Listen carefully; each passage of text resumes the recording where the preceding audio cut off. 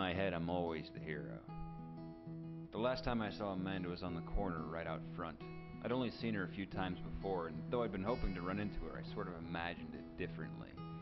I don't know, it was there and gone before I could tip my hat or pretend like I was searching for her name. I didn't even have a hat to tip, so there goes sweeping her off her feet, whatever that means anymore. But I didn't feel impressive. And I'm capable of impressing people, even women, but all I could do was stand there, nodding and smiling.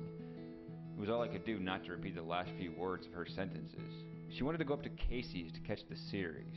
Quite frankly, that would have been the least impressive outing imaginable, but I didn't want to get into it, so I said I don't like bars and left it at that. My grandfather was a pilot in the war, big guy, big chest, the kind of chest you pin medals on. Pictures of he and my grandmother, newly married in the 11th hour before he shipped out, they're always smiling, madly in love. There's one on the landing strip in front of a B-25. He's wearing his brand new pilot's wings and captain's cap, and she's hugging his big arm like it was all the husband she needed. I didn't feel like heading home, but I couldn't bring myself to go to Casey's even though I wanted to.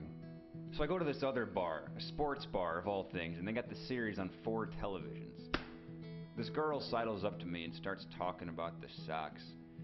I found myself wondering how often women are forced to ignore men talking sports.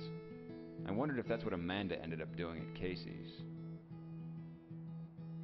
If I had had time to prepare, I might have thought of something to say to her. And it's not that I didn't have something to say to her. I had everything to say to her, I just didn't have the proper words. And having the proper words is everything.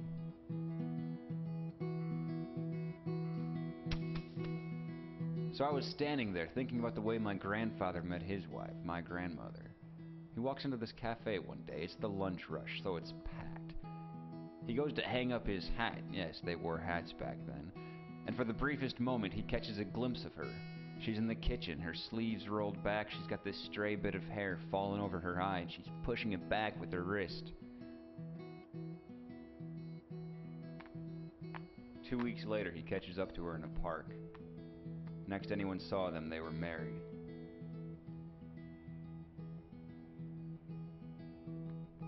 Perfect.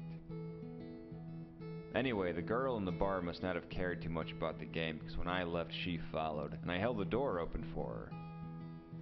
Amanda would have said thank you. In my head, I'm always the hero.